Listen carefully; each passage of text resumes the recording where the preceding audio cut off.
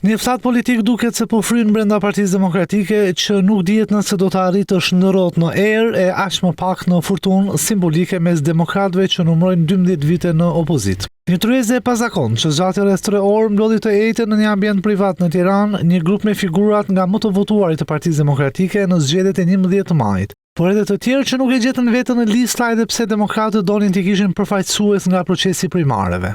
Ora News ka arritur të konfirmojë se pjesë e takimit në kushte sekreti ishin personazhe që mblodhen vota në zgjedhjet parlamentare por mbeten jashtë kuvendit, sikurse të tjerë që ndër vite kanë përfaqësuar demokratët. Me syre ishte edhe Ervin Saliani, që në zgjedhjet e 11 majit ishte në burg dhe në kushtet e ndalimit për të kandiduar për një vend në parlament. Ilir Ali Mehmeti që po ashtu pretendoi për mandat, por u dogj. Hysen Kadiu, më i votuar i primareve, por që nuk u përfshi në listën e Tiranës, konfirmon se ishin në tryezë. Auron Kalaja, i cili ka nisur dhe betejën ligjore për një mandat në Durrës, Gentian Qela, kandidat në Korçë, Çali Xhafa, ish deputet në Elbasan, Tet Kopliku, kreu aktual i Brain Grain në Partinë Demokratike, Xhemal Xhungshi, ish përfaqësues i Partisë Demokratike në Dibër, Alma Kore në Gjirokastër, Parit Mamutaj në Berat, Nada Daulja në Vlorë, po ashtu konfirmohet se ishin pjesë. Edhe pse burime pranë pjesëmarrësve bëjnë me dije se qëllimi i takimit nuk ishte ngritja e një grupi formal. Ende nuk është e qartë nëse brenda Selisë Blu mund të krijohet një fraksioneri.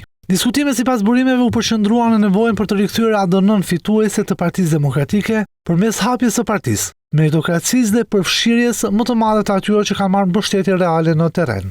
Për vitin 2021, Partia Demokratike ka përjetuar disa lëvizje të brendshme që nisën me largimin e Sali Berishës, nga ish-kryetari Basha e deri tek ribashkimi i kampit të Gazmend të Bardhit me liderin historik të demokratëve. Mbetet për tu parë se cili është qëllimi dhe synimi i më të rinjve.